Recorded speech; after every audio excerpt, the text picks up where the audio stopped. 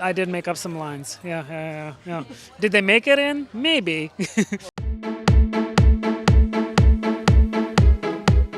So congratulations on this movie. So much, thank you. Your career has been so much fun to watch. Just you've been doing all kinds of things, obviously since Deadpool and Spider-Man, and now you're leading this movie. What was it like taking this project on? I felt just very lucky. You know, I've been, like you said, been lucky to work for a while, and I felt ready for this job, and it came, and it doesn't always come in Hollywood, even if you're ready for the job. So this felt really special. I felt like all those years of experience I was getting to put into one movie.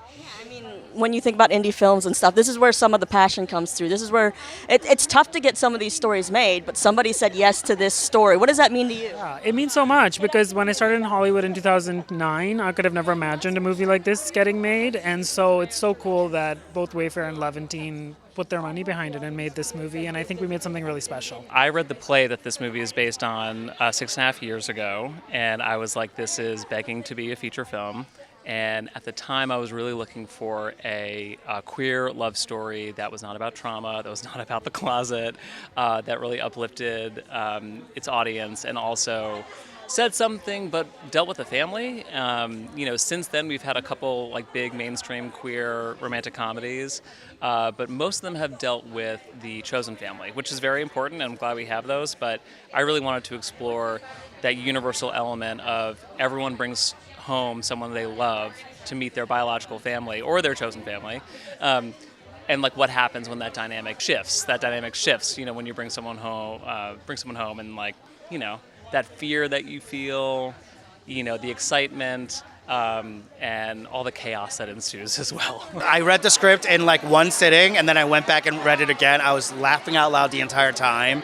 The comedy is just it's like on the page, and as an actor, when things are written well, you memorize well. So I was just like, I have to do this. What was it about it that really attracted you to the project? It was not the money. It was not.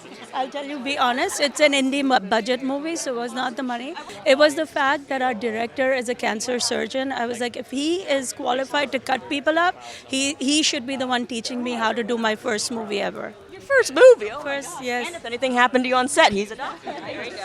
Listen. We're covered on all. Exactly. I, in fact, got a lot of free medical advice. I was constantly like, my back hurts, I used him for everything. Your own personal WebMD. Yes. Well, what was the experience like doing your first movie? Like, did anything shock you, or was it easy?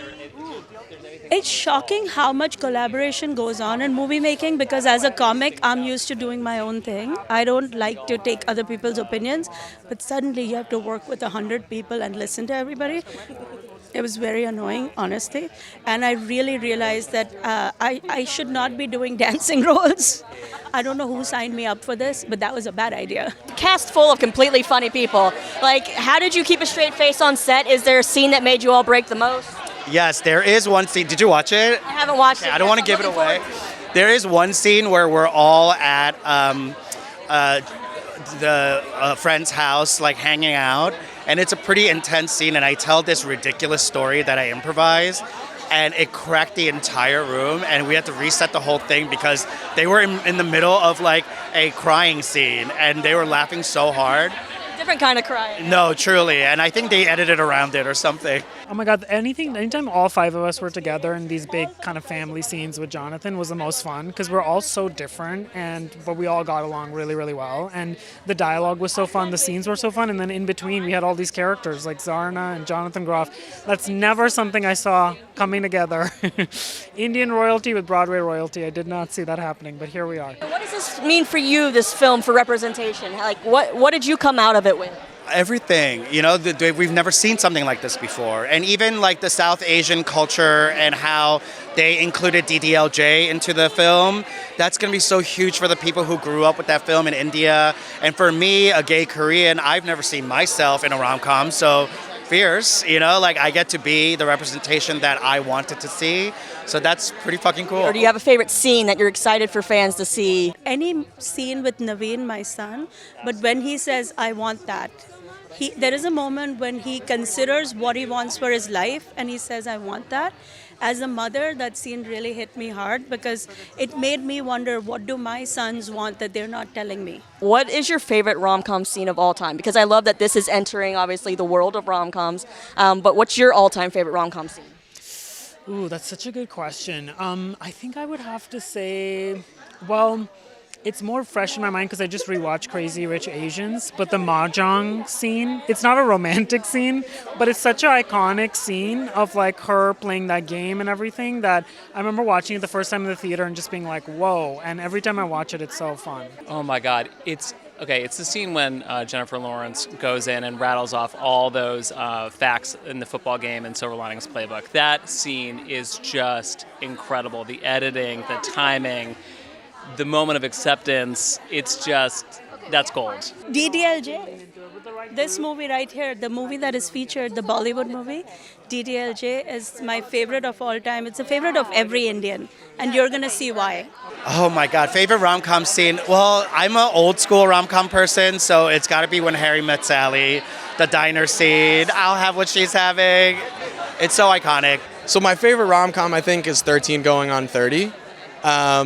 And I think just the thriller dance in that is like, I mean, it doesn't get much better than that. You could enter a scene from this into that list. What would it be? Oh my God, there's so many scenes in this, but I guess the ultimate scene in this is the final wedding, because there's never really been a Hindu male-on-male wedding ceremony in a Hollywood film, and we tried to do that for the first time, so I think that's like a pretty iconic scene.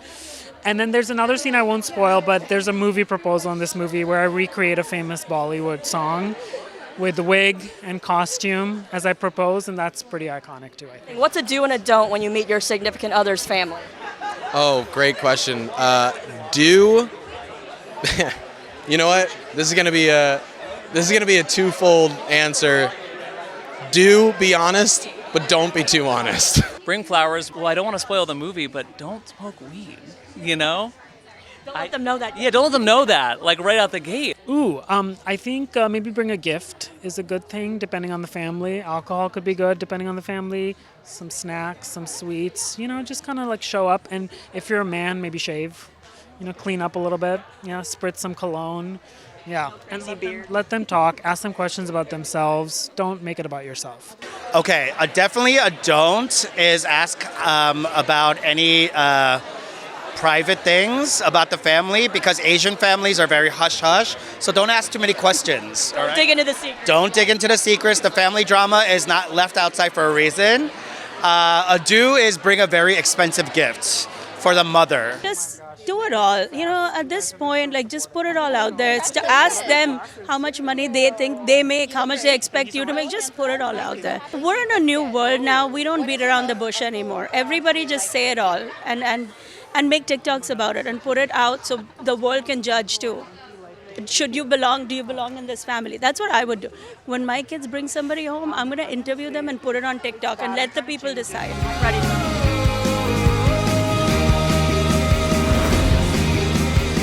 You ready?